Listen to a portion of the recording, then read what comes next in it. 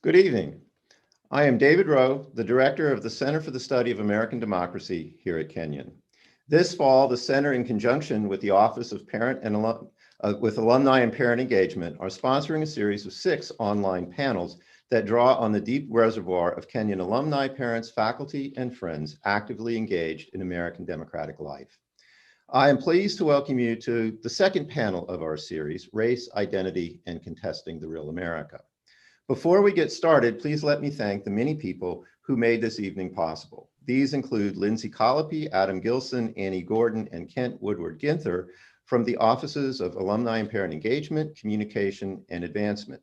Andrea Leckleitner and Nancy Powers from the Center for the Study of American Democracy, along with the center's student associates, Owen Fitzgerald, class of 22, and James Henderson, class of 23, also helped make this evening possible. Brittany Balow of Kenyon's Library and Information Services provided technical support. Finally, I thank the many alumni, faculty, parents, and friends of the college whom we consulted as we put the program together. Race and identity are essential to American politics in 2020. This fall's electoral competition between the Democratic and Republican parties is starkly divided along racial lines, partly the result of a partisan realignment first set in motion by the passage of the Voting Rights Act in 1965. This realignment saw Southern pro-segregationist whites move into the Republican Party, and pro-Republican blacks, about a third of the black electorate at the time, move into the Democratic Party, with the result that the Republican Party, now 50 years later, is predominantly white, while the Democratic Party draws substantial support from minority voters. Party competition, as a result, now takes on necessarily racial overtones. And against this background, we also must work with race and identity in 2020 because we have seen a summer that has demonstrated the ways in which race continues to shape American politics. We have witnessed the eruption of nationwide protests against policing bias against African-American citizens, as well as other forms of systemic racism not seen since the Civil Rights era. The COVID-19 pandemic has starkly different impacts on different racial groups within the United States, exacerbated by systemic differences in wealth, education, occupation, resources, and access to medical care. About 1 in 1,000 Blacks in the United States has been killed by the pandemic, along with 1 in 1,450 Latino Americans. For white Americans, however, only 1 in 2,150 have succumbed to the disease. At the same time, we have also seen the President of the United States, Donald Trump, question whether prominent and powerful African-American politicians are truly American, and has deliberately stoked racial tensions to mobilize his base. He gained political prominence by pushing birther conspiracy theories about President Obama, and has called on prominent congresswomen of color to go home. In last week's debate, he deflected the call to condemn white supremacy, telling a group, the Proud Boys, to instead, quote, stand down and stand by. Moreover, race is an issue because the security of hard-won victories to protect the civil rights of racial and other groups appear to be weakening. The Supreme Court, over the last 4 years in the case Shelby v. Holder, gutted central provisions of the Voting Rights Act, opening the door to new efforts to restrict the franchise for minority voters in a number of states. The broader composition of the court, and especially should Amy Coney Barrett be confirmed, raise questions for many about the longevity of other rights, such as those that protect marriage equality. In short, we enter a political season in which questions of race, identity, and who counts as an American will be central to our politics. To help us understand some of the issues at play, I'm pleased to welcome our panelists this evening. First off, I would like to welcome Fred Bauman, who is a professor of political science here at Kenyon and who many in the audience may have well had during their time here. Denzel Porteous, class of '02, is the interim executive director of Stonewall Columbus and CEO of Pride Fund One. Kelly Coleman-Ukun, class of '92, is a DC educator and an anti-racism advocate. And Elizabeth Westfall, parent 23, is a civil rights attorney. What we'll do this evening is the panel will speak for about 40 minutes and then take questions from the online audience for another 40 to 45 minutes. You may post your questions in the chat accompanying the YouTube stream. We will try to answer as many questions as we can, but may not take them in the order in which they are posed in order to maintain flow of conversation. Please note too that we intend tonight's discussion not to be a partisan debate, or it's not intended to score partisan points, but we strive instead for a constructive, probing, and civic discussion that takes others seriously and seeks to generate greater understanding about the consequential forces at play in this election. Our hope is that all of us this evening will come away knowing more than we did when we started. With that, please join me in welcoming Fred, Denzel, Kelly, and Elizabeth to tonight's panel. Thank you. All right, Fred, Denzel, and Kelly, I'd like to start this evening's discussion really, in a way, back at the beginning, because it's in the beginning that the United States really established as a political entity and as a country, the values that we thought should undergird the political community that we were trying to establish. And so I would like to start with the Declaration of Independence. It famously proclaims the self-evident truth, quote, that all men are created equal, that they are endowed by their creator with certain unalienable rights, that among these rights are life, liberty, and the pursuit of happiness. And it continues that to secure these rights, governments are instituted among men. There are a couple of things that I find interesting about this statement. One is that the rights proclaimed in the Declaration are universal, that they belong to all of us and inhere in all of us simply by being human. At the same time, they don't come naturally. We have to generate government in order to secure them. And yet we know that over the course of American history, that the United States in practice has failed to live up to these principles more often than not. And then only with the 14th Amendment did we find that those ideals actually then get translated into rights that are protected for all persons. And even then, a century and a half after that, we are still discussing problems of race, politics, and rights when we discuss American politics. And so I'd like to begin this evening simply by asking you, why has it been so difficult to reconcile the universal rights that we see in the Declaration with the actual practice of American politics? Why has our democracy not worked well in attaining the goals, the principles that it aspires to? Why is it, in your view, that creating or protecting universal rights that we all possess so hard? And I'll just, I'm looking on my screen. Fred is the first person I see. So Fred, I'll just start with you. Okay, well, you asked the political theorist. And so I'll give you a political theory answer. I used to be a historian, and as a result, I'm much less surprised by the problems than you seem to be. I think given what the Declaration tried to do, the Declaration tried to do what Aristotle says is necessary in any self-governing free society, which is to find a compromise between diversity, the different opinions that people have, the way they live, the groups that they don't get along, the classes, and some principle of unity that holds them together. And what the Declaration does, following John Locke, is equal rights, but unequal results. And even getting to equal rights, as you said, is extraordinarily difficult. And that we managed to do it by, in principle at least, with a law by 1964, and then in the Voting Rights Act of 65. And then beyond that, we went ahead with affirmative action, which tried to go beyond equality of right and move towards equality of result. I find that, given the track record of most places in the history of the world, quite astonishing. And I think in some ways we get so, in an odd way, self-satisfied about, well, this is America, we have the Declaration, we have rights, that we don't understand, first of all, how unusual it is for for things to get even as far as they have gotten, given the way sides form, and groups attempt to oppress each other. And secondly, how fragile that is. The consent, it has to be reborn in every generation.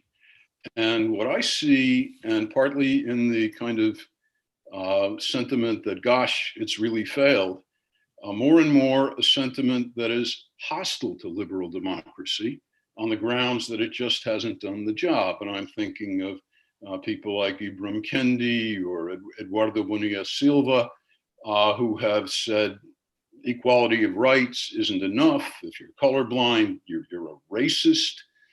The debate today seems to me to be so critical of liberal democracy that it really raises questions about whether there is long-term consent to that deal or whether we're looking for a new deal. Okay. Well, all right. Kelly, do you want to come in? And there, Fred has raised a number of issues, and some of them I know that we will come back to later. Kelly. Thank you. I just wanted to say in all reality that I'm still stuck on the all men created equal. If I could do anything, I'd probably wordsmith the heck out of the Declaration of Independence and have it really be inclusive and represents the actual landscape of America, not just here, but during that time. We know that the first Africans arrived in Jamestown in 1619, but we know from our history that from 1619 to 1865 or so, that is the process of slavery. So during the time of the Declaration of Independence, we even had a cultural representation of other people here, indigenous as well as African, and yet, not only that, but I need to bring up the gender card here, as well. So, I mean, when we talk about the Declaration of Independence, I believe that it's true to form from the very start of its inception until now, that all white men are going to be created equal. All white men of European descent specifically will be created equal under this guise. But we have yet to see if that is true for both people of color, talking about Black, indigenous people of color, as well as for women. So I'm still kind of stuck way back here, and it's hard for me to move forward unless we really acknowledge that the Declaration of Independence moved a nation of specific people towards an initiative that was designed specifically for them. Okay. Denzel, I saw you nodding in agreement there. Well, yeah. I mean, I think, I'm much more simple than everyone, right? Like I'm just living my life, and this is the thing that I understand. But I think in this space, language matters, right? Professor Judy Smith would have said this to me time and time again. Language matters, and these men who wrote this document were intentional about the words that they use. Let's be serious, right? Because we have seen how this document has somehow set a standard of expectation that has evolved without really evolving, right? So again, they were intentional in the words that they've used. And so I think when they wrote for these white men sitting in a room, that they weren't thinking in the same context about everyone at the same time. Now, at some point they thought things may evolve, and so we have to write language in such a way that it can sort of seem inclusive of others. But the reality was that it was not inclusive of others. And I think what we are reckoning with now, right, is our understanding of language and how intentional it is and how intentionally it can be created and used to keep people in systems of oppression. And so I think I think that's it, right? So that's why there was a lot of nodding and agreeing, because yes, I'm stuck on the man word, right? Like you could have said people. I mean, really. I mean, I don't know. Aren't we people? A reflection of our humanity would say use the language that sort of is more inclusive and talks about a whole versus being so specific and intentional about a word. So, I think I think that's part of it, and I think it adds on, right? The many layers of what this means then becomes. You're talking about law, what has been written down, but then you're also talking about social policy, which are two different things, right? And so whatever we wrote on a piece of paper is one thing, but the social policy of the systems of the people that are enacting and working don't have to equate to what is written on that piece of paper, right? So this paper might say everyone is equal, but the social policies and how we enact those things does not mean that they have to be representative of what that document does. We understand that, right? And what people are ultimately trying to hold on to is this power. So let's just get to it, right? Like that's what they are holding on to in this space, and what they're afraid of losing is this power, real or perceived, right? And that's ultimately it. So when they wrote men, they meant men, so that they could hold on to this power, right? That they knew that they had, but they were intentional about those words, and that's why we're still reckoning with this today. Okay. I mean, I actually don't fully agree, but I think it's a really interesting, there's an interesting conversation to be had here. But before we get started, I have to let Elizabeth get in. That's why it's a discourse. It's a panel conversation. So yeah. if we all agreed, then there would be no conversation. Well, I think, the Declaration of Independence has wonderful, the concepts, equality, liberty. These are soaring aspirational concepts. Obviously, I take issue with the express exclusion of women, but the concepts sort of standing alone are aspirational and beautiful and what we want to be. The problem is the gap between what was actually the lived experience versus the words in the Declaration of Independence. Actually, as you were talking, reminded me of Barack Obama's famous speech. Was it 2004 at the convention where, he said, we are one race. It doesn't matter. We are white Americans, Black Americans, etc. That was aspirational. That is something we all want, but that is unfortunately not where we are. So that is kind of the gap, and the struggle is where we are, continue to be today, I think. Okay. Well, let me come back for a second, and I am going to go deep into my education. I remember as an elementary school child, and I don't know, maybe I was in first or second grade in Los Alamos, New Mexico, where my teacher said men has two meanings. One is men is the inclusive meaning, mankind, and the other is male. And so I'm not quite, and this was something that, it was seared into my brain. And so I'm not ready to fully buy that the language that the founders were using was necessarily exclusive in that regard, because you can do that. So now, but I think we're having a conversation, and Kelly raised her hand, so I feel like Kelly should say something in all right, response. let me get a question out here, because I'm just the moderator, and I want to pose a question. Well, and so, yeah, Fred, I'll get you in just a second. See, this is a great thing, right? Everything is going to go at once. So first Kelly, then Fred. I feel like I'm in class. Okay. And so language may be more flexible than sometimes we imagine. And then the other thing is that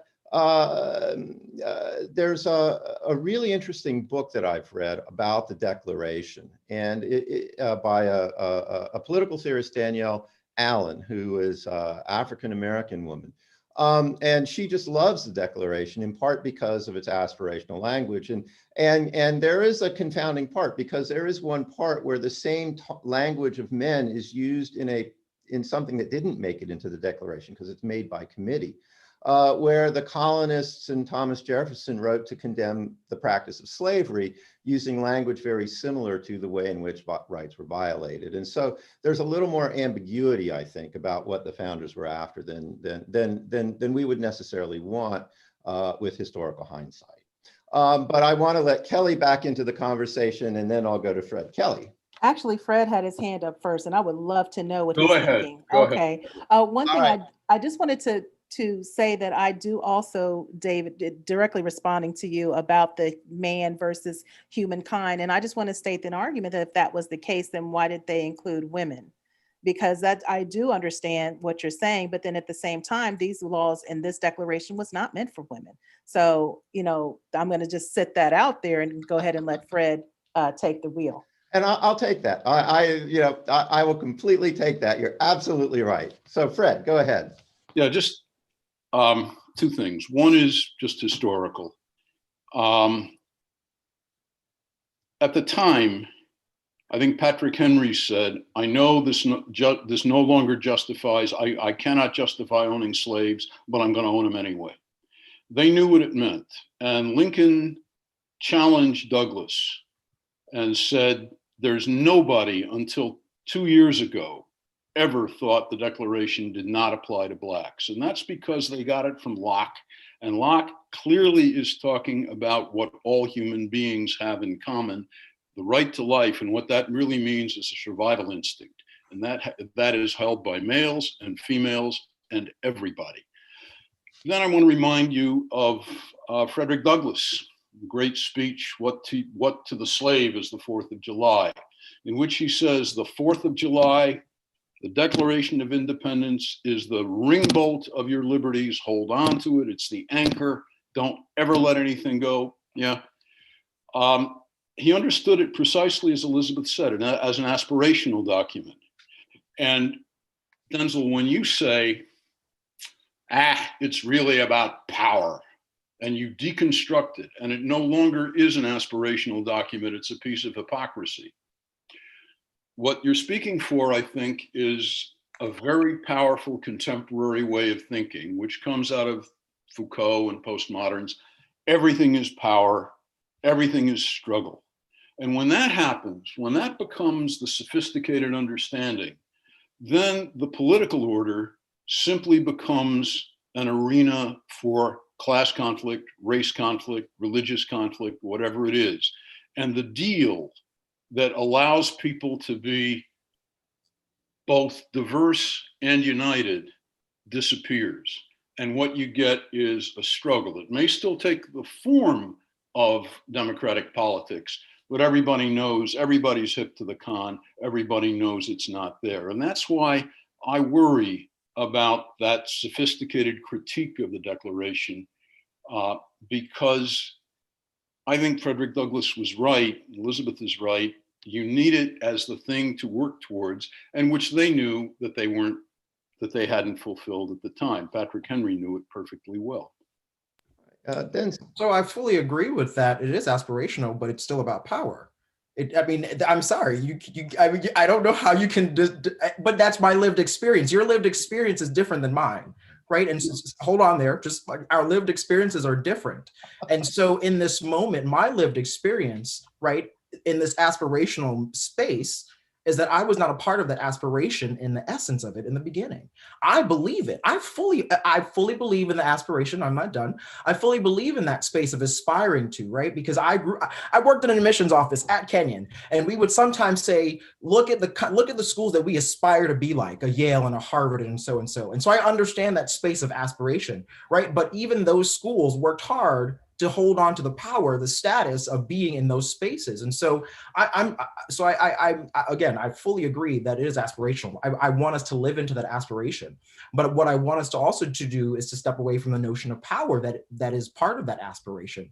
Because if we are all aspiring to be uplifted and do this together, then there is no notions of power or struggle. But what I'm saying is that that exists, and my lived experience lets me know that I've felt it, I've experienced it, but I still aspire to uphold the document that was not in essence initially created for me. Denzel, will you let me agree with you briefly? Oh yeah.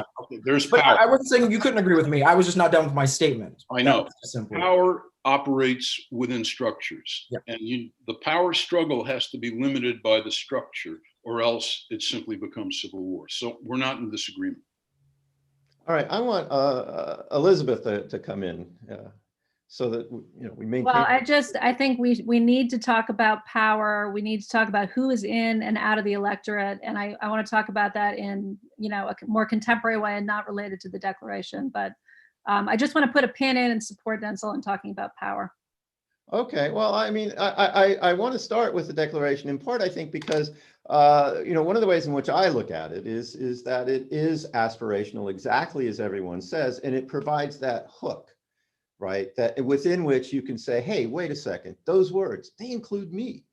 And yet my lived experience puts me on the outside of those words. And so I think in that way, the Declaration can be very powerful because it empowers us to say, wait, here's what you say you want, but and Denzel, I think you're absolutely right. My lived experience doesn't correspond. And so Elizabeth, you talked about, sort of a gap between the aspirations and the statement of values of what we proclaim. And so I think that's really important because it gives us a kind of target to aim for. So, how is it that we get to these things that we say we're about, even though we're not there yet, and have in many ways fallen far short. Kelly, do you want to come in for a second? Okay, if you're only giving me a second, I'll still I'll take give you it. as much time as you want. I'm just kidding. I do want to say that I do just want to break the news to Professor Bauman that we are living in those times right now. So I don't think that Denzel's statement was to unseat any type of, democracy that hasn't already been or now being unseated. So we are living in just those times today where we're seeing people who are very polarized, very disenfranchised from the entire system, to where I don't think that a saying that making comments about the Declaration of Independence not being inclusive is going to create any type of global or national crises. We're living it. We're living it right now. As a result, that all men are not created equal. And I just want to put out here, this is one thing that I want to also just say briefly, that if we're not talking about slavery, and if we're not talking about the financial power that came as a result of having slaves in America, then we're just talking in circles and we're doing the same thing that got us here. We're not having the really real interracial dialogue that is necessary to say, what inspired these men to create the Declaration of Independence? Probably a wealth of not only knowledge that they had, but also the wealth of opportunity that came as a result of financial independence from Europe, from England. I mean, that would inspire me too. I would be inspired to write something to say, oh my goodness, we here are created equal. And the guy said, we don't have to send our money over there anymore. Let us create a society where all men here, we can remove classism that we had in, England, and all men can be created equally and share the opportunities to make as much money that we can, as well as capitalize off of the human beings that we are charging as property and chattel. Okay. Well, how about this? Should we fast forward now, say 250 years, and say, okay, so we've established that there were these aspirational principles, even if they didn't mean it at the time. Nonetheless, I think that people can look to that and say, hey, I don't necessarily, my lived experience doesn't fit there. So what is it that's causing, or what do you guys see as the central impediments between what we aspire to and what we are, what our lived experiences are? I mean, what are the key things that you see as interfering with our ability to be the kind of democracy I think that we aspire to? Just to get some clarity, you're talking about 250 years ago. No, I'm from that time.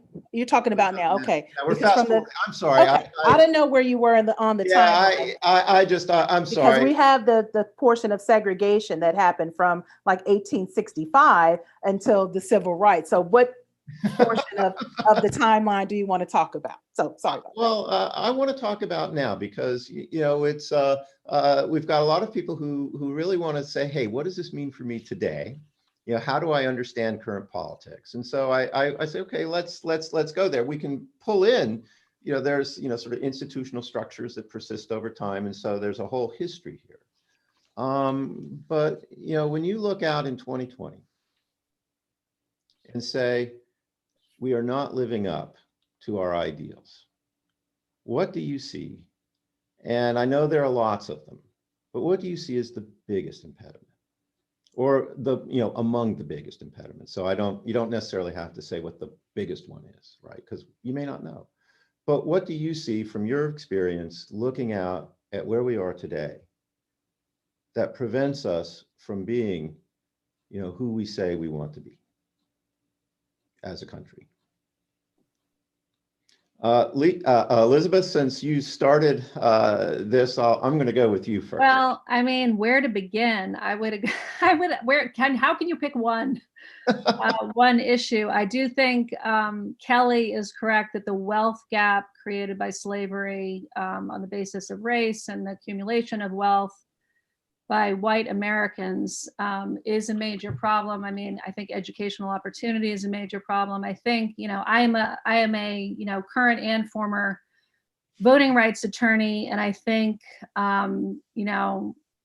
lack of full participation and opportunity to participate in the democratic process is a major problem. I think the Senate is a problem. The Electoral College is a problem.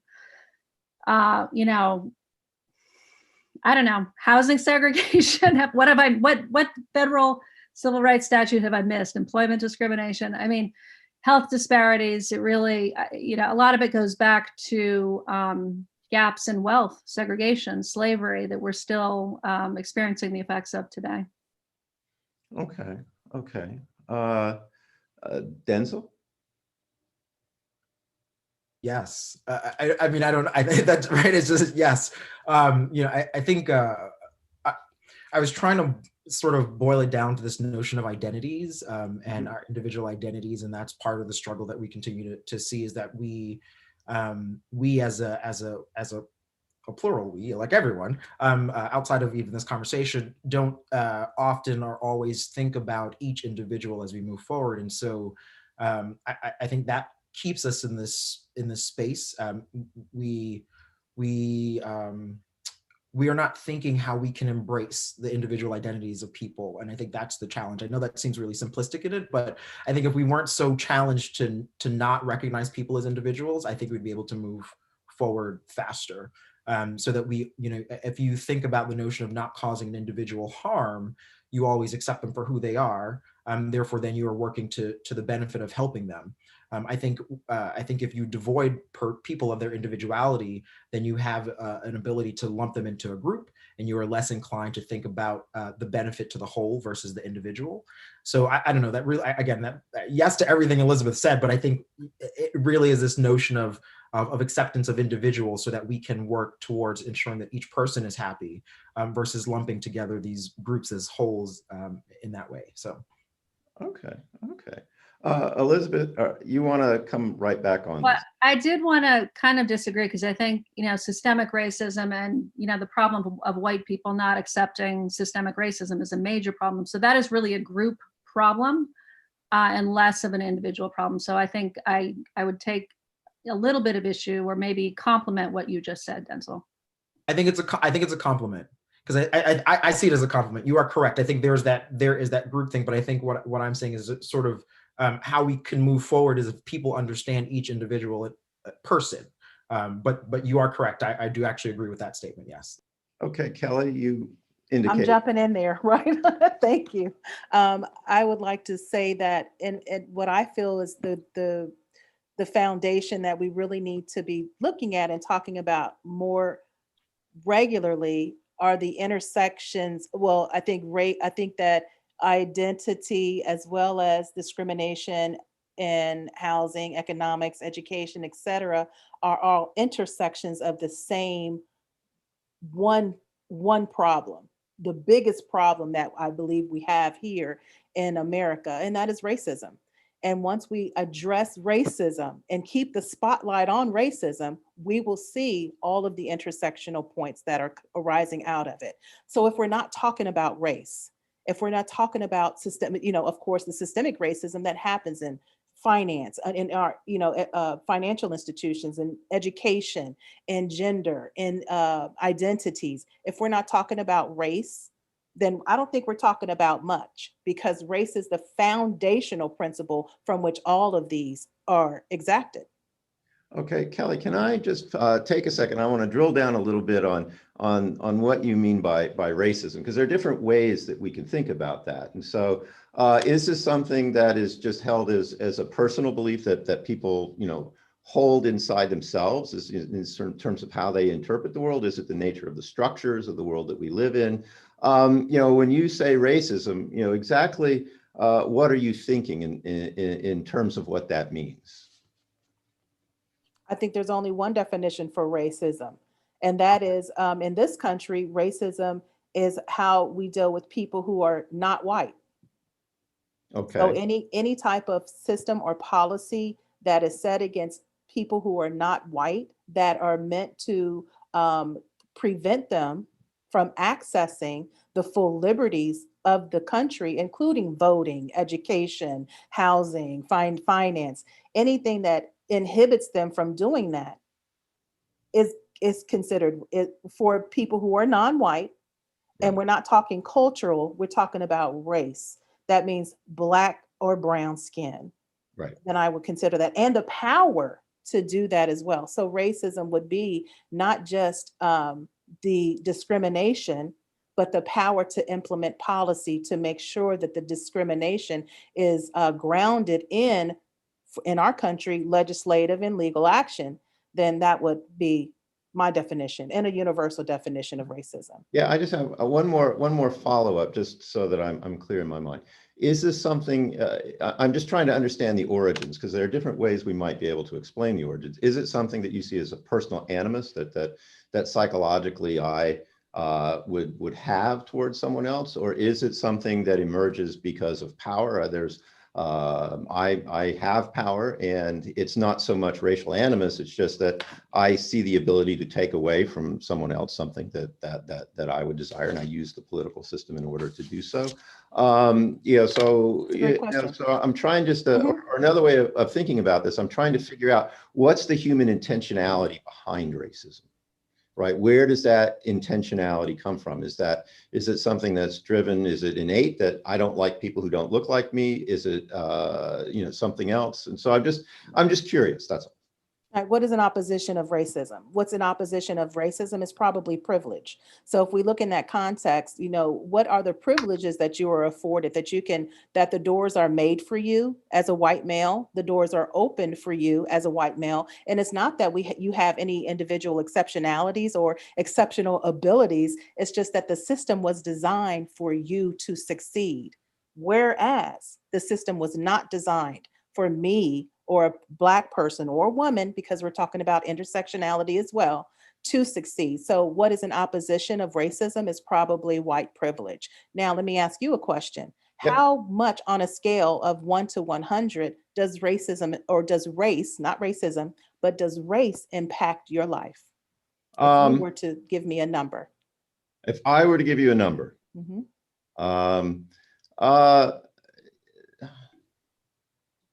can I get back to you on that? No, because I think that actually quite a bit. Isn't And that a great question? it is a great question. And here I'll give you an example that actually came out of class today. And it's one of the things that I've been thinking about for a while now. So I teach, my bread and butter is actually teaching international relations, right? But the way I teach it is we spend a lot of time talking about the creation of law and how you have to bring violence under control by creating law and enforcing law, and that the purpose of law is really to create rules by which we can all get along. So so law and the rule of law is actually a big component of this course and how we create it. And we were talking about fear today. And I had there's an African-American student in the class, and I was asking the kids about, do you ever fear violence? And he raised his hand, and I said, yeah. And he said, well, yes, and this happened earlier this semester. He was driving, I think it was earlier this semester, he was driving in Gambier, and he got pulled over by the sheriff. And he said that he was scared for his life.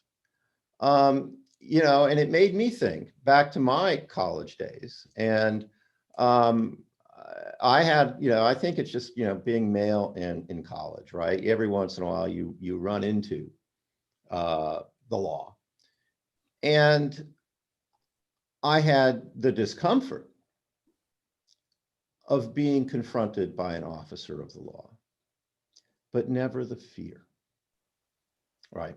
And so to answer your question, I think the honest answer is I don't know. Because there are so many ways in which my experience will not be the same as my students experience, simply because of that difference. And I can't put myself, I mean, I can imagine it. I can use my empathy to imagine it. But at the same time, there's a difference between being empathetic and knowledge and knowing. And so I honestly can tell you, I don't know. Right. Fred, you want to come in on this? If I might, it should be obvious to everybody, I'm the troll under the bridge in this conversation, and I have a long experience of that, so let me be that. If you ask, I think that the approach that Elizabeth and Kelly are taking, which is kind of cosmic, goes back to slavery, goes back to 1619, or it's the problem is racism, but not racism is understood simply the way it used to be, as believing that other people of other races are inferior, but any policy, any social structure that somehow has an adverse effect, and the opposite of that is privilege. I think myself that is what essentially we call structural racism, and that Elizabeth thinks is very important that we all acknowledge. I think that is, for many reasons, a bad way to look at it. I agree with John McWhorter, who describes it as a dead end. Partly, it's that allows you to ignore concrete issues of social policy. And there are an awful lot of them. There are an awful lot of social policies that have worked out very badly. Why, for instance, are the people who consider themselves progressive, always defending inner city public schools and casting shade on charter schools? Thomas Sowell's most recent book, he's 90, still a very fine scholar, with very careful comparison, shows that for inner city minority students, charter schools do a lot better. The history of catastrophic social policies, from the post-war housing, the built the projects, to the welfare policies, and many others, are things I think one needs to examine and be sober about and say what went wrong there. And to go to cosmic explanations, I think lets people, many times the people who supported those programs, off the hook. And I think that's a mistake. I also, and it goes back to the first point, when you argue that the issue is whites versus non-whites, what you've done essentially is simplified identity politics into two great factions.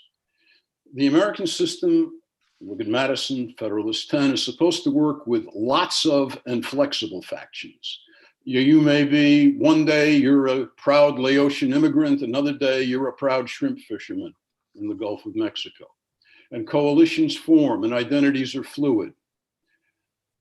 When you make identity into yes or no, all or nothing, one guy, one side, the other side, when you do that, again, the political order becomes nothing more than an arena for conflict. And that simplification that goes with the sort of cosmic view of, well, it's structural. It breaks into two places. One is Ibram Kendi, and I think that's pretty much where Kelly is, who is willing to do away with democracies, willing to do away with rights. He wants a ministry of racism, of anti-racism, that will do whatever it takes to create equal results.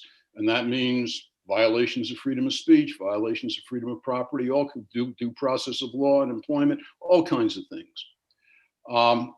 Well, that might work. The other is Robin DiAngelo. And for her, it becomes theological. It becomes a matter of white people confessing their guilt, and it looks like the Great Awakening. And again, as McWhorter says, this does no good. And as I agree with McWhorter, it is infantilizing and dehumanizing to Blacks. And it's basically a way, McWhorter says, and I agree with him, a way of making some educated white people feel good about themselves. I think that that whole line that deals with things in cosmic terms is actually harmful. It's harmful to the country as a whole, and I believe it's also harmful to minority groups. Obviously, my experience isn't the same as yours, but I think it's a trap.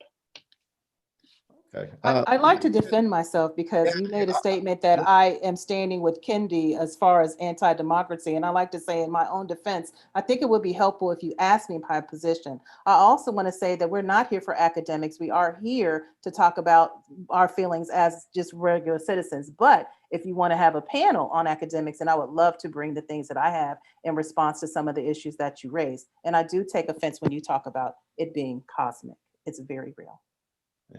If I can just enter in here, it's a really difficult topic for people to discuss. And so I think what we have to remember to do is to take people in good faith.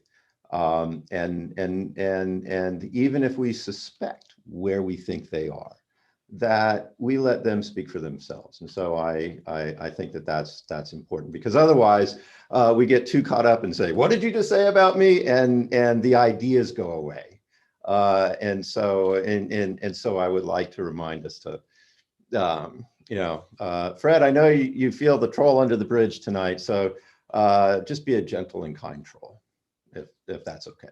Doing my best. When I say it's cosmic, I don't mean it's not real. I just mean it's a grand approach to it, and I think it should be more specific. Well, one way of thinking about this, right, and this gets back to actually something that Denzel said all the way, sort of early on before we started down this pathway. One of the things that he sees as an impediment is that we get caught up in these categories and we don't think of people as people, right? That one of, and how I would describe it is or one of the ways that I would analyze it is I think that there is this thing, systemic racism, because I think you could see it in the data, and you can see it when you look at the history, that there have been practices like redlining that have really impeded communities of color from generating and sustaining wealth over generations. And those have real effects, especially as you compound into the future.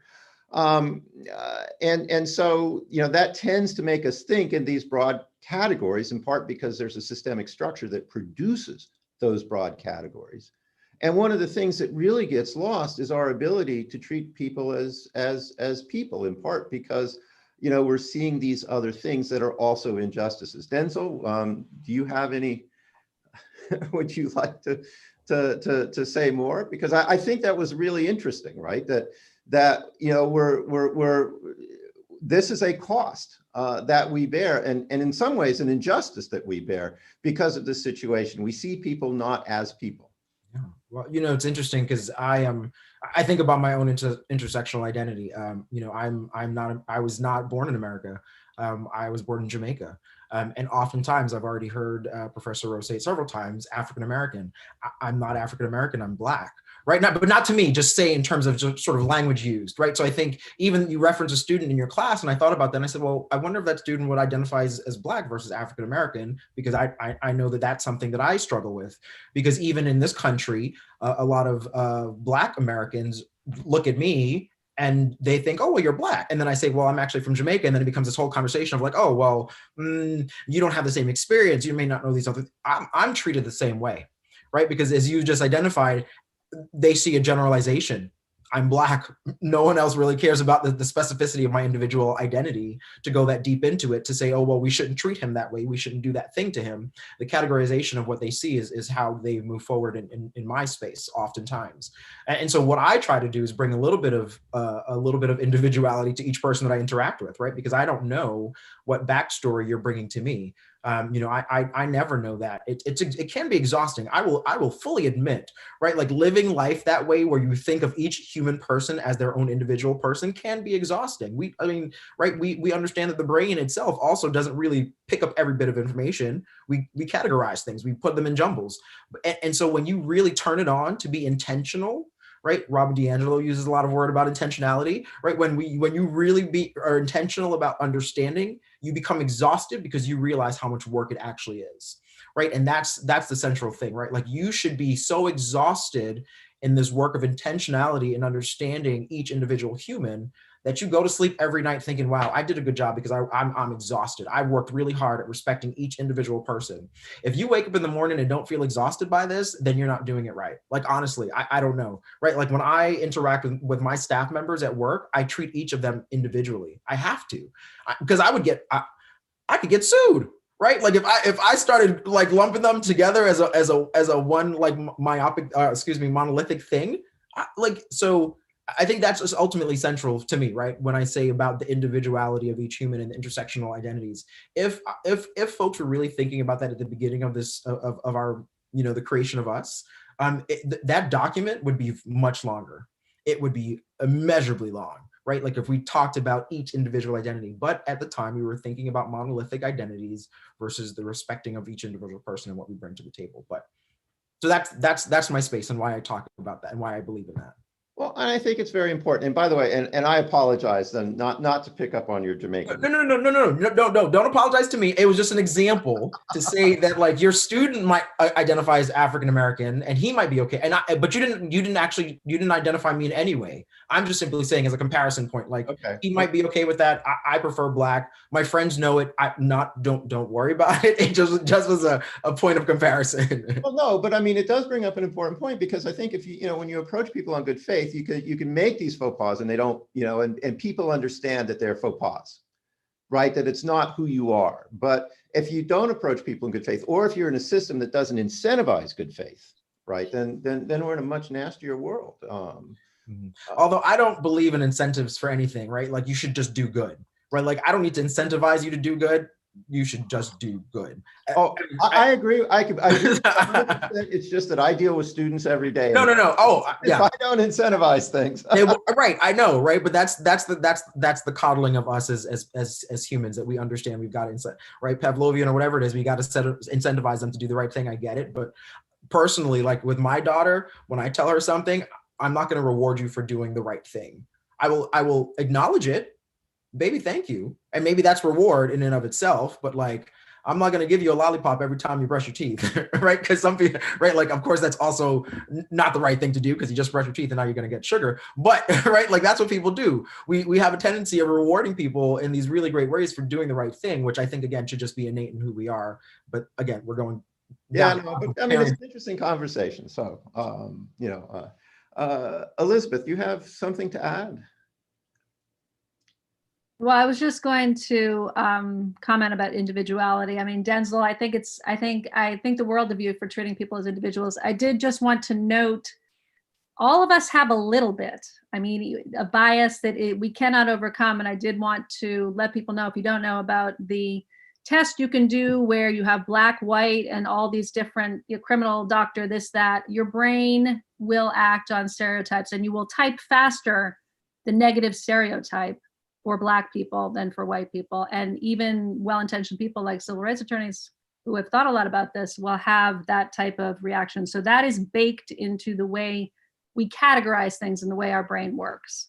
So I just wanted to add that. I also, getting back to the question of, what is racism? I just did want to note that all the civil rights statutes go after, animus, intent, et cetera, but we don't really have, and we do have in our civil rights statutes, although they've been significantly weakened, the concept of disparate impact, things that have a disproportionate effect that don't go to animus, but we really don't have legal remedies to attack systemic racism. So hopefully that's something that future Congresses can address. Okay. I'm not sure, and I do want to disagree with you, Fred. I mean, I don't think it's a road to nowhere. I think you're talking about misguided responses to systemic racism. I'm not sure they're the causes of these problems. So I'm not sure what the solution is, but I did want to respond. Okay, Fred, you had your. I just wanted to say how much I liked what Denzel said and how it moved me. And yes, that's exactly how one should be. And what Elizabeth said is absolutely right. We all come in with our biases, and I come in with mine. But the nice thing about them is that they tend to fade after actually getting to know the person. And what I'm looking for is a space in which that's possible.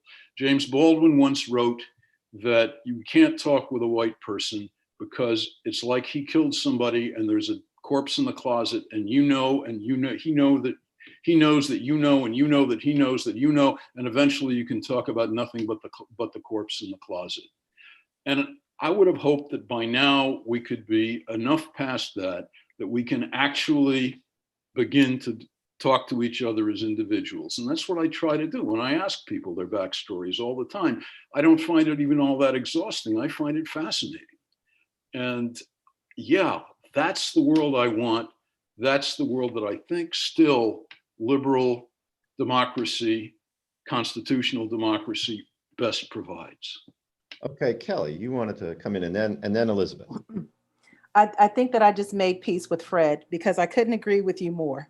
And I do agree with what everyone else is saying as well.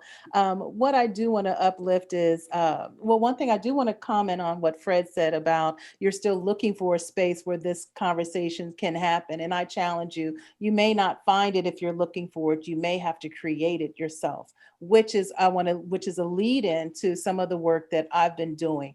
After the killing of George Floyd, I was on a platform where a lot of Kenyan alumni gather, and I'm looking at like people take pictures of like little grassy knolls and, you know, little sun, you know, sunlit drops of water that are, you know, melting off of trees, but nobody was talking about the death of George Floyd, and I challenged them to talk about it.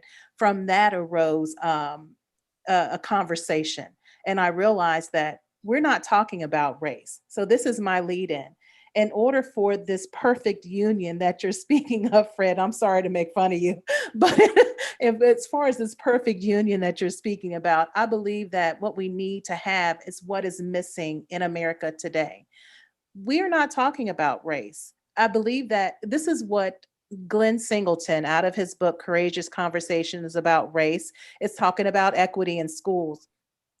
What he says in essence is that there's very little before the crisis conversation about race happens. There's no interracial dialogue. He wrote this book back in 2006. And here we are 14 years later, and we have this enormous, you know, blow up of race and racism and equity and social justice happen in our society. But he says that very little before the crisis of interracial dialogue has happened to prevent to actually open the door for us to move meaningfully into solutions in our society. I mean, we thought that we did enough with the civil rights movement, you know, the civil rights laws, the voter registration. We had a Black president, you know, okay, we have affirmative action. We have all these systems in place, but nobody's really talking about race or racism. Well, let me say this. If you ask a Black person how often they talk about race, they'll probably tell you that race comes up as a daily thing to talk about. But if you ask a person who is not Black, a white person, how often, and ask yourselves, how often do you actually sit down and conversate about race in your own homogenous circle, as well as maybe the places that you live? I mean, think about where you go. Think about how you move around. So if there's no interracial dialogue happening, I believe that is part of the problem. So as a result of that, I opened up the door to a lot of Kenyan alumni and some people that I know here in the DC and Maryland area to have courageous conversations about race, equity, and social justice. We meet semi-monthly, as well as have a weekly shenanigan chat about all sorts of nonsense. And we engage about those hard issues. Now, I'm not promoting that every Black person go out here and open up the door and do a chat, but I encourage everyone to please talk about race a little bit more often. Well, a lot more often now as we're going through this crisis, so that we can keep the lines of communication open, so that we can have Fred's a free world where everyone and every man, woman, child, and everyone who is identities, gender specific, et cetera, and non-specific can have a free place in society and live peaceably. Just a little humor at the end there. But I also believe it. Like I mean, I do believe it that you're right. The humor is there, but I also believe it. I firmly do. I firmly believe it's necessary for us to keep talking about it. We need to keep it in the forefront. Yeah. Okay. Elizabeth, you wanted to come in. Well, I want to change my comment and just support Kelly's concept of coming together for conversations. I mean, I live in Northwest DC, and you'd think there'd be a lot of political signs out about elections, and really, it's mostly a lot of white people with Black Lives Matter signs on their yards. So I think, notwithstanding that, I think I did want to comment that the amazing thing about this election, white people are at war with each other in this election. They totally disagree, but there is a large percentage of white voters who are very supportive of Black Lives Matter, want to have these conversations, want to move the dialogue forward. So there's despair on the one Absolutely. hand, and there's great hope on the other hand that we're going to have another civil rights movement. I think we're having it now. Hope so. Well, I want to come back, sort of circle back around, because, to what degree is, because we started with systemic racism, and then we came back and said, but, what we really have to do is have these conversations, because one of the pernicious effects is that it categorizes us and groups us, and we start thinking in these big categories and don't see people as people. So how can we move from these conversations to creating structures that enable what we might call a less, sort of racialized society? I mean, what do you see as the steps that we might need to take? Because having conversations, sets the groundwork, but it doesn't do fully the heavy lifting, which is actually changing these structures. I think it starts though. I think that's the important thing, right? Like it's about, my head has been full of Hamilton the entire time, and I'm like trying not to quote any of the songs, right? But it literally is, right? Like the notion of who's sitting at the table, right? Like if the people who are sitting at the table are thinking and trained differently, then they will therefore do different work, right? Like if it were a bunch of brown faces and women sitting at the table at the beginning, they would do work just differently, like automatically, intentionally. And so I think the conversation, that the space to have this open conversation about race and difference and all these things, therefore then will allow people who are now educated differently, who are thinking differently, to sit at the table and think differently, right? Like I'm a Black man, right? I don't know what it's like to be a woman, but I grew up with 5 strong women, right? And I'm raising a daughter as a gay man. Right. And so my brain has been trained differently because those 5 women told me something. Right. Like, so therefore, the way that I'm thinking about how I'm raising my daughter is informed by those women because of the conversations that we've had before. And so therefore, the policies that I bring into my workplace, right, like how I treat my employees and how I think about equity of pay and all these things are informed by the conversations I had because of these 5 women who raised me. So I think what we're saying in this moment is to have the conversation that Professor Bauman wants to have, right? Because they're going to be important to have. But as Kelly's saying, we need to make the spaces that people feel comfortable to have the conversations, because then therefore people's minds are different. So when they go and sit at these tables of power, that they will do things differently, that they will create laws differently, right? Like I hate to well, no, we're talking about politics. I was going to say, I hate to talk about AOC, right? But like Alexandria AOC, right? Like she has been raised differently. Her mind is trained differently. And so therefore, when she's sitting at the table, she's thinking about more people. I'm not saying that I'm supporting her or anything like that, but I'm just saying, look at how she talks about more people than just one subset of what she was trained to think about. She may not know the lived experience of a Black man, but she has had conversations about it. And so therefore now she can express it differently. And she feels comfortable having the conversations, right? This goes back to the conversations about what Robin DiAngelo is actually trying to do. She's just saying, have a conversation, y'all. That's literally what Robin is trying to say. Wake up, have a conversation, feel comfortable, get out of this space of we can't, and just talk to people like that. And yes, it's saying recount and acknowledge these harms that are happening. But guess what? As Kelly has asked us earlier, how many times do you think about race as white people? You probably don't think about it all the time, but Black people think about it every day. So Robin is saying, think about race every day so that you can do the right work, right? So that you can do the work the intentional work of just thinking about it. you know, and again, when you're at the table, you will automatically think about others because the conversations are there. So I'm agreeing with everyone, but I think the other day I said to someone, you know, we all probably have different ways we want to get the work done, but we all have the same result and goal in mind. And I think that's ultimately it, right? Like, I do believe that we all have the same belief that this aspirational document that we're striving to be like is there, but we all have different ways to get to the end, right? We all have different ways to get there.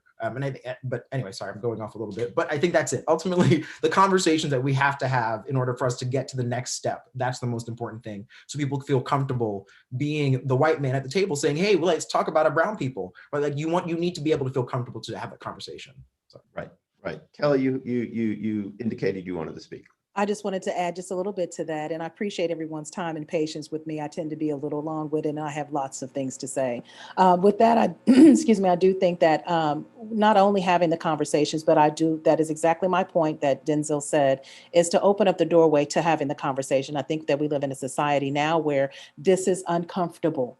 Talking about race and racism is very uncomfortable. Talking about the historic, where race came from, the history of racism in our country. We don't want to relive the slave era, right? We don't want to go back there, but we need to look at it and we need to see from that experience, that is where race came about, right? It was the justification that these Africans were a sub-race of human that could be, that did not have the same human characteristics as other people. So we need to revisit those, you know, places that we don't want to go. But at the same time, we need to create a space for people to say them without fear of reprisal, right? So that it wouldn't be condemned or bashed or taught like, well, you're a racist because you're saying things out of your own prejudice. So I wanted to create a space where people felt safe to say, now I know this might sound racist, but this is where I'm coming from.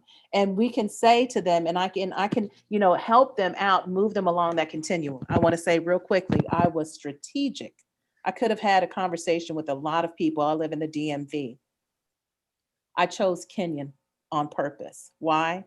Because there are a lot of, I bleed, you know, purple and white, first of all. I'm from Ohio as well, originally.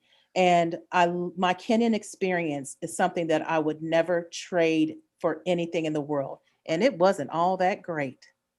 But what better people could I ask to think and to really examine these harder concepts than the brilliant minds from Kenya? Who else could I engage in such conversations that will be able to think liberally, thoughtfully, and even energetically about racism? And I couldn't think of a better group of people than the people at Kenyon.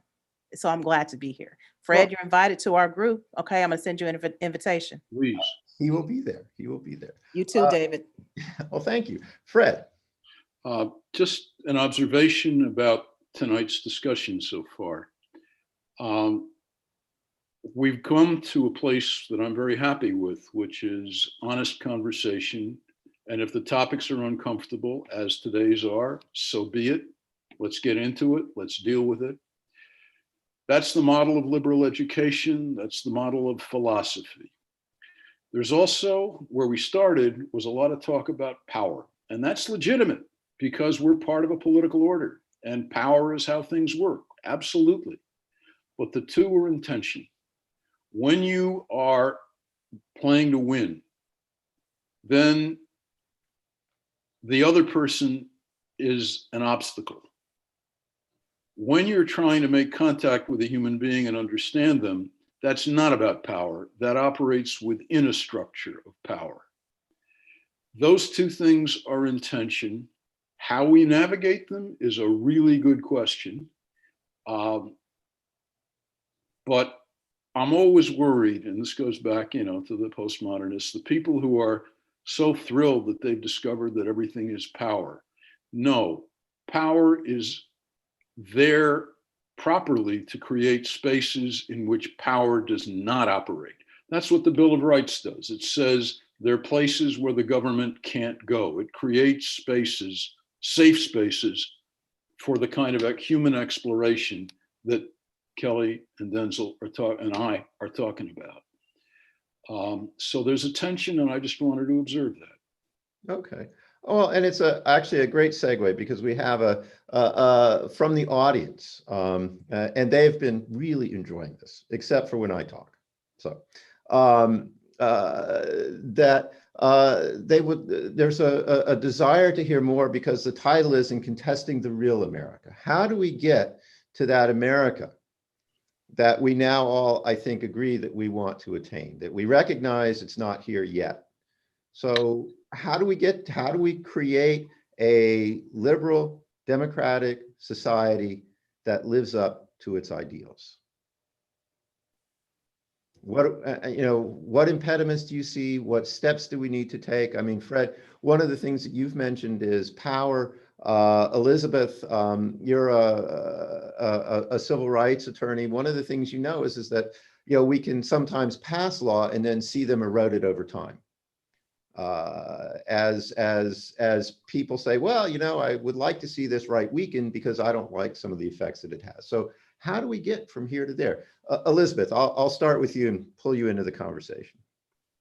Well, I just want to talk about a memory, which is I did attend the oral argument for the Shelby County case, and I was in the presence of John Lewis, which was very emotional for me. But to watch John Roberts basically I want to give a shout out to historians. I mean, basically not understand history and say, if I don't say race, if I don't say racism, then it's not there.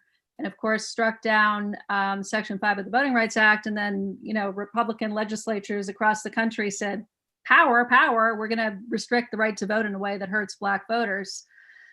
So, I would like to see all eligible registered voters to be able to participate in elections at a greater level that they do, to hold our government accountable. I think that would lead us to a better place. Okay. In other words, I would argue for more democracy than doing away with democracy, and see how it works with more accountability from voting, from redistricting. But get rid of restrictions on the right to vote. We do not have a right to vote enshrined in the Constitution. We have, protections, but we do not actually have the right. We have the right somewhere in the First Amendment, but it's not expressed. So we need a right to vote. Okay, a right to vote is a place to start. Other people see things that, places that we might want to go to better create this society that we want. Kelly, are you? Oh, yeah. Yes, I've been fascinated about some documents that are coming around in articles and opinion eds that are talking, and also I think there's also something somewhere in legislation about term limits. What I see is that we have the same people being in these positions in the House and in the Senate for life. And this, I believe that term limits is one way in which we can probably begin to see some of the tables turn and the inequities that we have, as well as, I'm going to say the big one people probably don't want. We have Supreme Court justices for life, and I think that's a problem. So I'm thinking term limits across the board, so that we can move towards a more equitable and perfect union, if you will. Okay. And I want to uplift voters of what Elizabeth said as well as priority. Okay, Denzel, Fred. So it's, I want to agree because I agree with term limits. The rationalization, I don't know, I'm in a different space, but I agree with term limits. I think, come on, it goes back to the notion of power again, but I'm not going to go there, because once you get comfortable, all you got to do is sit around and fight to keep your job. Term limits make you get in there, you aim to get the work done, and then you got to go. You're fighting to get the work done, not fighting to keep your job. So that's a whole nother conversation about term limits. And I do believe I agree with lifting up voting rights. We've got to think about it. I am not as tactical in terms of what I think it is. I think it really comes back to me in terms of conversation. Mm-hmm. I really, really, really just believe that being able to speak so freely and openly about it, will start to change. And if you're talking about like immediate change, I'm not there. I don't know what those immediate things are, right? Because I just keep thinking about the future, and I just know when I'm not here, I don't want to hear people. Well, I'm dead, so I don't know. But I don't want people to still be having these conversations, right? The conversation should have, by that point in time, moved to concrete action. So for me, it always comes back to the dialogue, the openness, the opportunity to connect, and to present who you are as an individual, so that people get to know you. So that's what will always come back to me, is that I think for things to move forward, there really just has to be that space for free and open and accepting, intentional conversation about things, and then again uplifting the things that Kelly and Elizabeth have said in terms of tactical things for the moment. But I think for me, I'm going to always go back to conversation and dialogue. Okay. Fred, you look like you want to come in here. Well, I should say something, but I seem to be agreeing with Denzel a lot, maybe for different reasons. I'm very pessimistic about where things are going in this country. We have dysfunctional federal government. We have dysfunctional state and city governments. It's become clear. This summer, we have dysfunctional political class. We have problems. We know what they are. We even sometimes know what the solutions are, as with immigration. We can't bring ourselves to do it. We have a politics where people are constantly appealing to the most extreme supporters they have, appealing to the base. And one should always remember that word base has two meanings, both of which apply.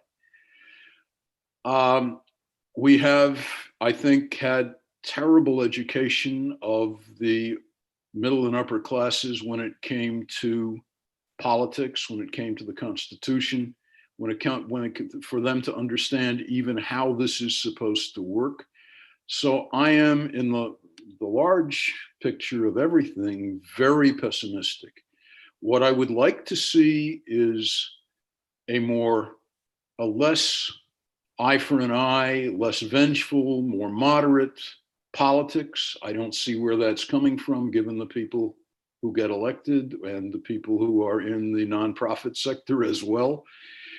And also a more sober kind of politics that looks at problems with an eye to solving them, that looks to problems of policy, not with, I'm going to posture here and win the next election, but how to get the thing done in a reasonable way.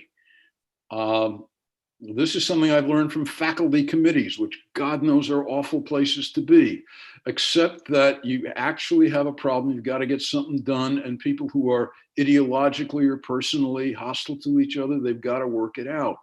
And you'd think that what the Kenyon faculty can manage, you'd think the federal government could do, but no. I don't know how to get there. I don't know how to get to a more sober and moderate and sensible political class, but that's what it would take.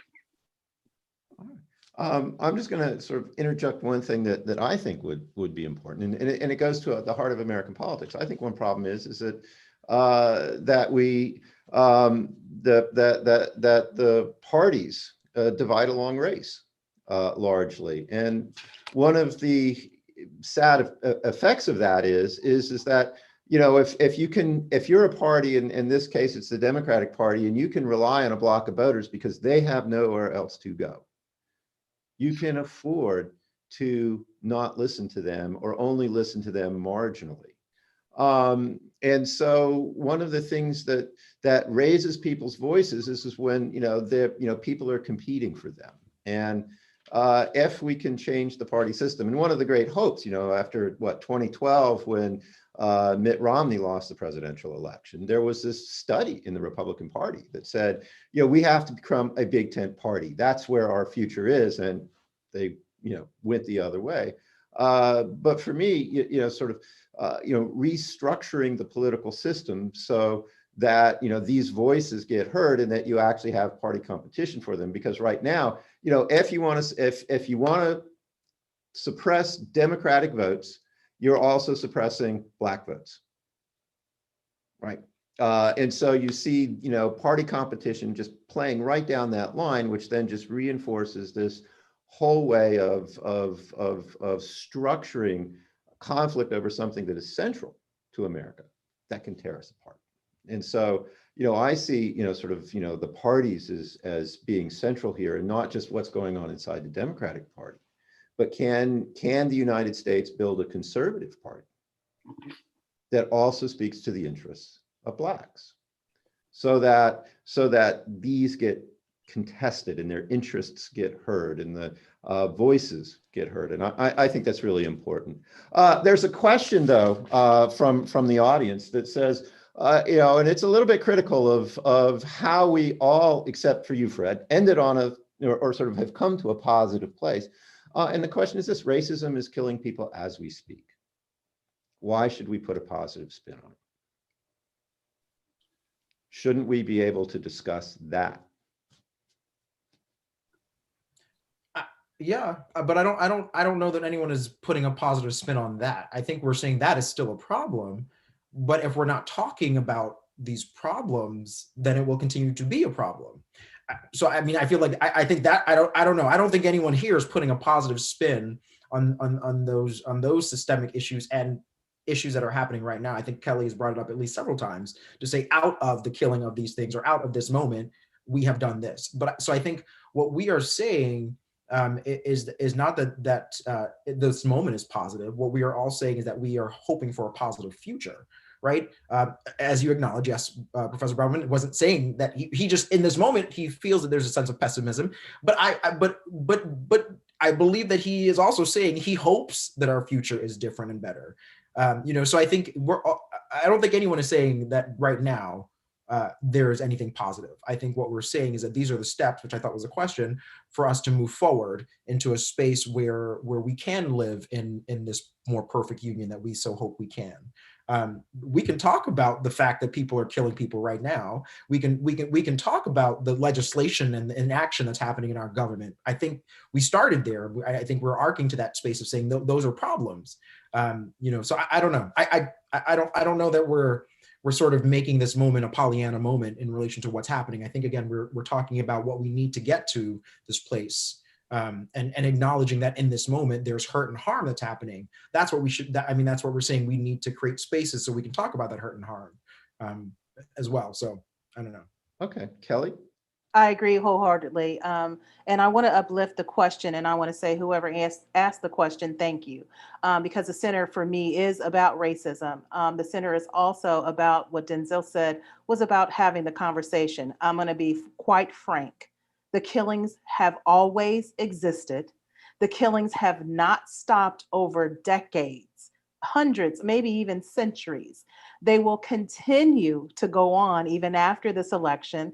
There probably won't cease, and there probably won't be any real legislation that helps to rid systemic racism in my lifetime. I have more years behind me than I have ahead of me. But I do hear what you're saying. But I agree 100% that if we're not stopping to talk about racism at its core, if we're not engaging everyone in the race conversation, then we won't get anywhere.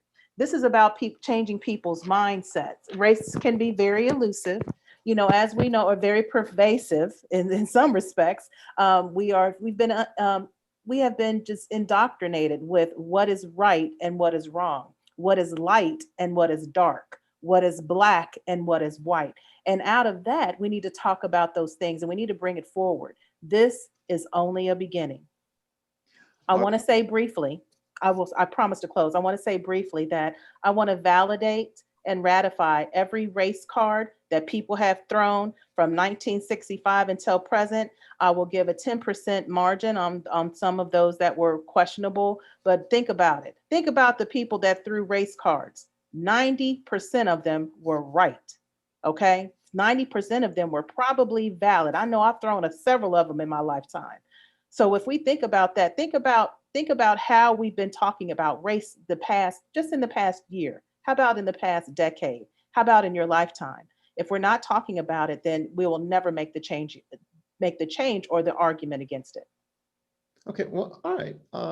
Oh, well, how about this? One of the other comments that came in said, and one of the things that I've noticed as an educator, and I think Fred has probably noticed it as well, or at least an educator at Kenyon, is that young people and the students that we have in our classes seem much more attuned to these issues than was the case than when I was a student.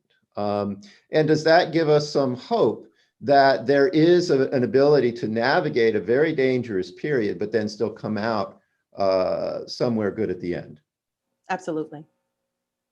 Was that directed at any particular person? That was not directed to any Okay. particular person, but The young people have it right. I do want to say that they have it. They got it right. I'm following their lead. Yeah, and I agree with that. I mean, I think they check me each and every day. I mean, I'm still young, but they check me, right? Like I literally say to my folks and my teams and people that I work with, I'm like, thank you, right? Like you are not allowing me to do it the same way as I always have, right? Like even having my pronouns on my title here, it was a young person that checked me. They were like, well, Denzel, you know that you work in this space. What you should, and I was like, oh my gosh, like I acknowledge that you are correct. You know, but as you said, Professor Rowe, we came to this space with good intention in our heart, and so when they checked me, I didn't get defensive. I wasn't like, oh my gosh, you know, right? I think oftentimes people don't allow young folks to check them because they realize, well, you're young, what do you know? Well, they know a lot, and they're actually helping us move forward in the right direction, right? Like that's they're helping us take these steps. They're pushing us against these boundaries that we are struggling with sometimes, you know, how to use gender, how not to use gender, these systems that, again, you know, if we got rid of these dichotomic systems of male and female, we'd look at a whole nother layer of things, right? Like how gender constructs actually permeate everything, right? But like they're pushing us in these spaces, and so that's why I think it's a great thing. Like we should listen, but also we have. I sound like my parent. We also have a little bit of knowledge, right? So that we can appropriately give feedback, right? And that's also very important as well. To say we hear you, we thank you for that information, and then have a dialogue and conversation about it again. So these young people have it, and they hold me accountable. That's the other thing it's about. We talked a little bit about it, accountability. I mean, politicians talk about this all the time, right? But I think ultimately, let's be realistic. They feel like no one holds them accountable. These young folks are holding my butt accountable. And every seat that I sit in, right? Like I have young people looking at me and holding me accountable. So I would hope, right, that politicians and other people thought the same thing. It was the same thing that happened when we were looking at marriage equality, and everybody kept saying, you know what, that young Justice Roberts, he's going to do the right thing because he's got young kids at home, and he doesn't want them to see him on the wrong side of history, right? So we young folks keep us in check. I'm gonna stop. Black Lives Matter checked this old girl for real. Black Lives Matter, their policy, they took something very, they took the most historically, the most historically like disenfranchising. I can't even say it. I'm so excited. But they took this issue and they blew it up, and they put every piece of every issue that could possibly come out of this that was, creating disparities in our American society, and they blew it up. I am a big supporter of them, as well as I appreciate all that they have done. They've taken me to school, and I appreciate it. Okay, we have one more question, and then I'll allow people to do a final round for any final comments. But the question is an important one, and it is, we've come to the point where we said, look, really important is engaging with other people, taking people as people, engaging, having conversations that recognize one another's humanity. What do you do for people who refuse, who don't want to have conversations? How do you engage them? Because there are large parts of the American electorate that don't want to have that conversation, or that see that conversation as somehow an imposition on them. Fred? Well, obviously, if people don't want to have a conversation, you can't make them. You can maybe, hold their head underwater for a while, but then what follows is not a conversation. What I would love to agree with what's been said recently, but my experience, especially with Kenyan students, is that Conversations, serious conversations about political issues are far, far harder for them to engage in than they used to be. We used to have lively email wars and people said the most terrible things to each other and nobody much minded. I've heard students, not in my classes, but in other classes, say, oh boy, you step out of line one little bit, you're going to be a pariah. You're going to be a social leper. We all know what you ought to think, and you better say so. And dissent is driven underground. People are always saying the right thing, but they may not actually be thinking it. To me, the atmosphere is much less healthy now than it was 10 years ago or even 5 years ago. Again, to have a conversation, you have to be a good one, a real one. It takes some guts, but it also takes some assurance that you're not going to be canceled because of what you say that's honest or even just stupid. That's the tension and that's the problem. And that's part of my pessimism, that I think it isn't a matter of us good people forcing those idiots to have a conversation. I think it's a matter, you get a lot, the old story about the sun and the wind, which is going to get the guy to take the jacket off.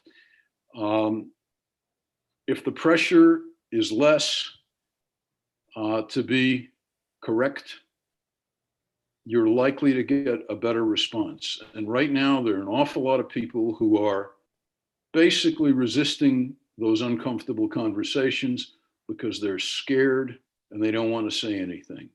And those are the people who, in the long run, I think one needs to worry about, because that's where the nastiness goes underground and comes back in sort of ugly forms.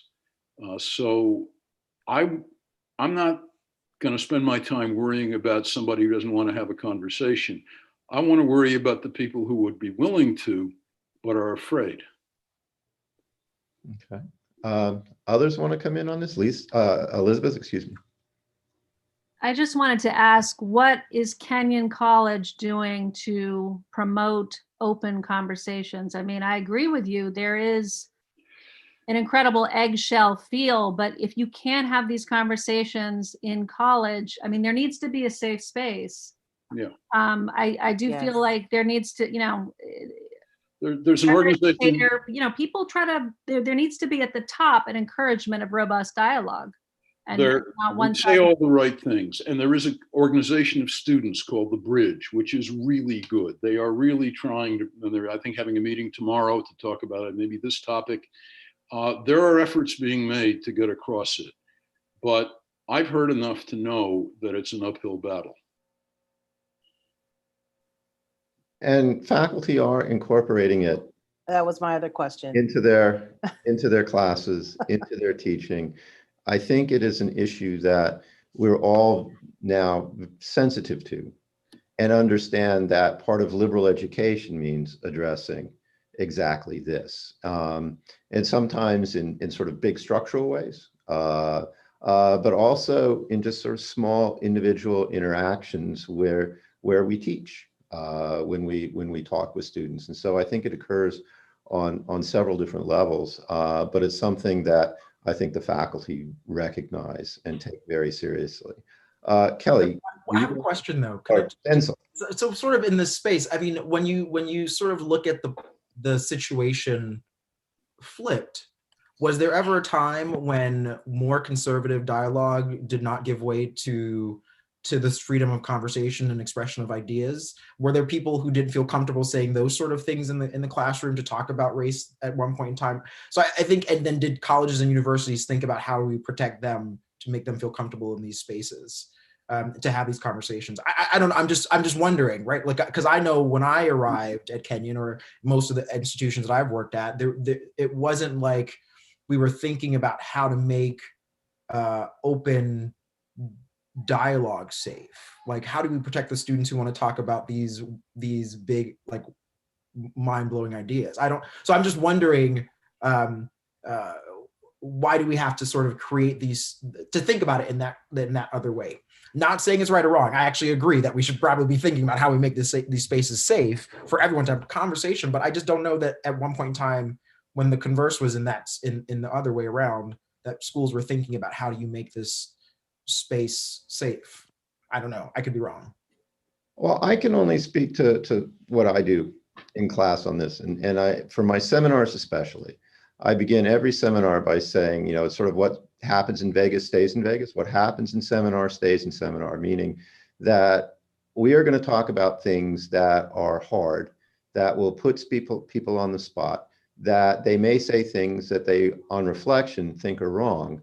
And that I want them to be able to talk about those things outside of the classroom. But if they are to talk about those things outside of the classroom, because that's where a lot of learning takes place. I, had this in class. God, he won't believe. But the thing was that you could never talk about what people said. You could say what was said, but you could never put ideas with names. And that's just a ground rule for all of my courses. That what we say inside the seminar room, and it's why I don't let students audit seminars. I generally, keep seminars, sort of very tight, because that kind of deep conversation where we have the ability to explore complex ideas where we might be wrong. I mean, that's both incredibly scary, but also where, sort of real learning takes place. And I know that over the course of my career, there have been, right now on this campus, there are conservative students who feel like they have a hard time speaking. And so the challenge of being a professor is, how do I create an atmosphere in which everybody who comes and sits at the table has a voice, is heard, is challenged and learns. And it's one of the reasons why I love being here. Kelly. Yeah, going back to your original question, and I appreciate all the uplifts and the other compounding questions that's come as a result of it as well. I do want to say that how, in answering the question, one thing that I think we can do in order to help change the mindset, I guess, of people who don't want to talk about it, is to talk to everybody around them. Okay, so and I agree with Fred wholeheartedly. So I'm going to talk to everyone around the individual, but the number one thing that I would say that we need to do is vote. We need to vote. We need to get out there. We need to make our voices and our presence heard. We also need to fight, of course, to change the world, and we can do that through our votes. We also need to make good trouble out there, as we've been instructed to do as well. But without the power of the vote, I think that our voices will diminish and they will fade into, nothingness, and we will be right back where we started from, with another issue that has, that will blow society up as it's being blown up now. And so with that, I'll say in two things: talk to everybody around them. We need to make a heartfelt connection with other people. I believe that ultra conservatives have values that they like to uplift and hold on to. Well, guess what? So do I, right? I think that we can meet in the middle at some point and understand that your values and your system are the same as I have as well. But what I do understand, not to get off the subject, but people are not born racist, right? People are not born racist, right? They're taught how to be racist.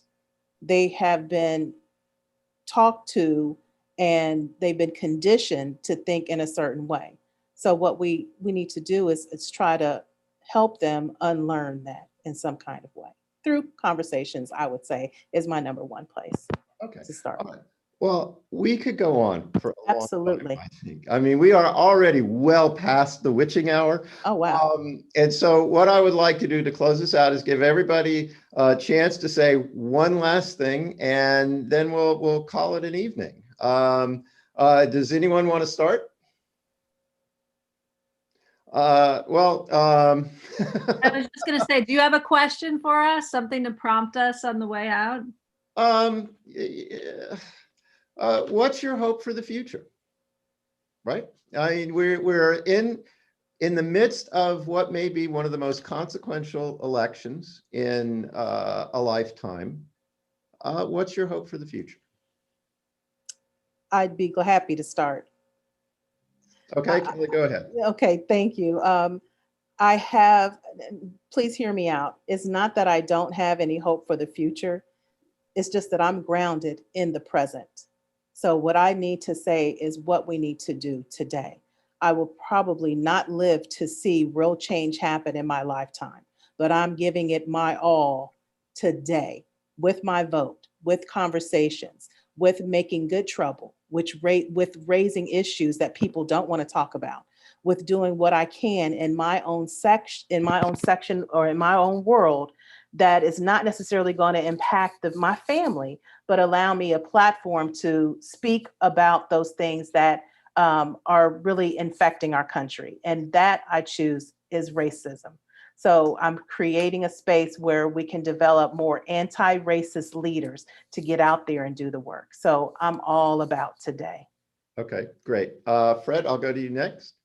I think I've said what I hope for, and I don't expect to see, which is that maybe after this election, maybe there will be a return to a kind of sobriety in American politics and a kind of generosity towards our opponents, that we acknowledge that they, as Kelly put it, they too have their principles and they have reasons for them. I hope for a politics that is much more matter of fact, dealing with concrete issues and trying to reach reasonable conclusions. Seems like a pipe dream, but that's what I hope for. Okay, Denzel? I agree. I mean, I think, yeah, I agree. I know I won't be around for when this more perfect union finally exists. I believe it will exist. If I didn't believe it, then I wouldn't be doing the things that I'm doing, right? Like I wouldn't be leaning into the intentionality of myself and my identity and all these things if I didn't believe that we would get there. Again, in my lifetime, I don't believe that'll happen, but I think that,